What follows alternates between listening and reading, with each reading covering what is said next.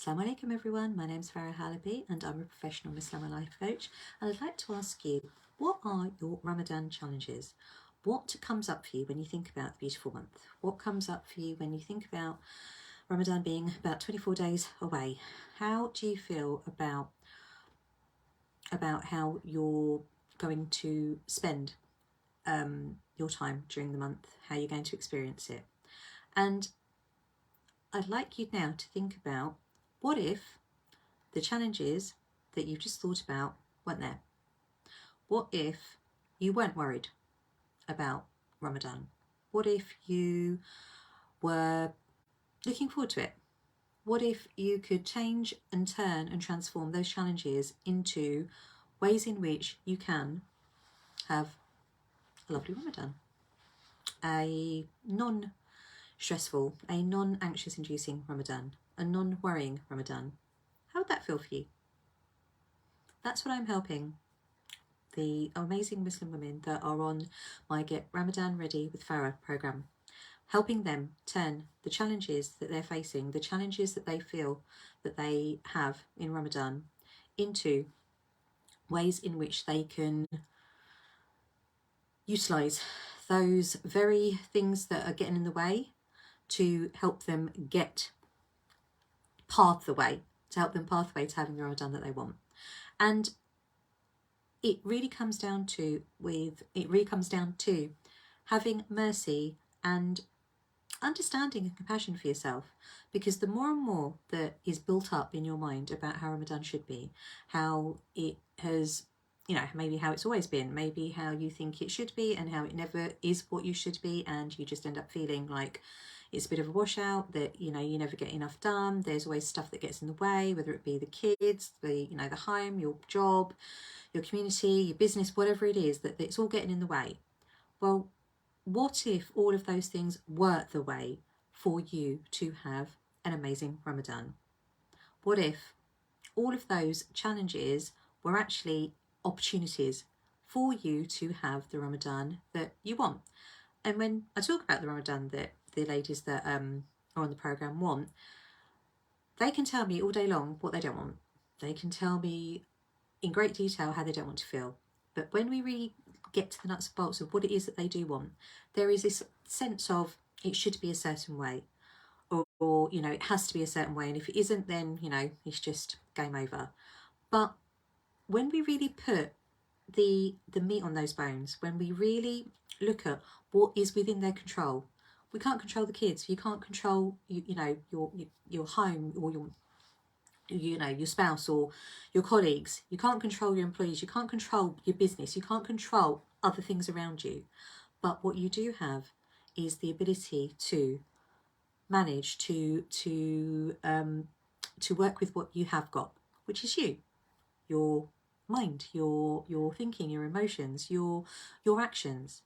And when we focus on that, and the aim is to empower and to infuse and to really put into practice how you want to be, not just during Ramadan, but during all of the time, because Ramadan is 1 month of the year, and in that month the biggest thing that we're looking for is Allah subhanahu wa ta'ala's mercy.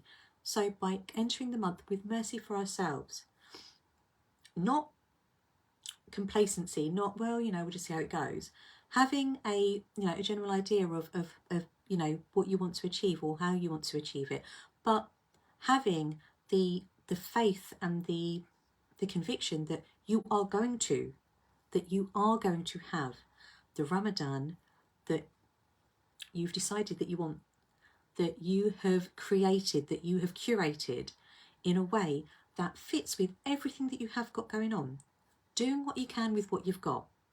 Because let's just say you had either no kids to look after in Ramadan, or they were behaving exactly the way you think they have to behave, or no home to clean, or no business to run, or no job to do, or no one to cook for, no in-laws, no husband, no parents, whatever it is that you do in your life. If you didn't have all of those responsibilities in Ramadan, what would you do differently? What would you do with yourself? Because it's still the you that is going to be experiencing that Ramadan. It's still the you that is going to be, connecting to Allah or doing Ramadan. You're still alive. You're still going to be living. So how would you live? How would you be you during that month in the absence of everything that you think is getting in the way? I'm willing to bet my hijab that it wouldn't be all plain sailing. It wouldn't be all of this dedicated time, because there would be something within you that says, well, what about my home? What about, my family? What about my kids? They are all gifts. They are all amanas that you have been given by Allah subhanahu wa ta'ala. Our lives do not pause during Ramadan. We're not taken out of our daily existence. Life doesn't pause. It doesn't freeze. Nothing stands still. We experience Ramadan, or our experience of Ramadan. Allah knows what's going on for us. Allah subhanahu wa ta'ala knows, what our responsibilities are. He knows what we have around us. He knows our struggles. He knows our challenges.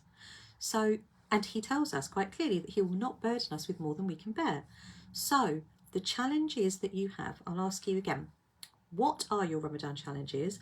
And what would it feel like for you to turn those challenges into opportunities for you to have the Ramadan that you want, a Ramadan that you absolutely love?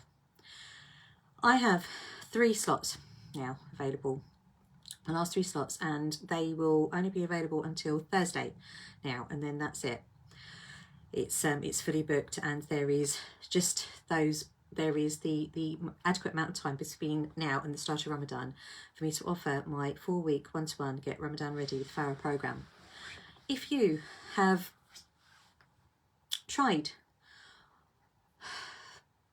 to positively think your way into Ramadan, you've got the journal, you've bought the books, you've done your prep, and still it just hasn't gone the way that you wanted, that you've entered the month of Ramadan absolutely exhausted before it's even begun, mentally exhausted, feeling spiritually disconnected, and not having a good old time, and then spending a lot of time during Ramadan feeling guilty and playing catch up on where you think you should be, how much you should have done, and berating yourself for not being where you think or where you should be. What if you were to be able to? I think that's a few more words I needed, but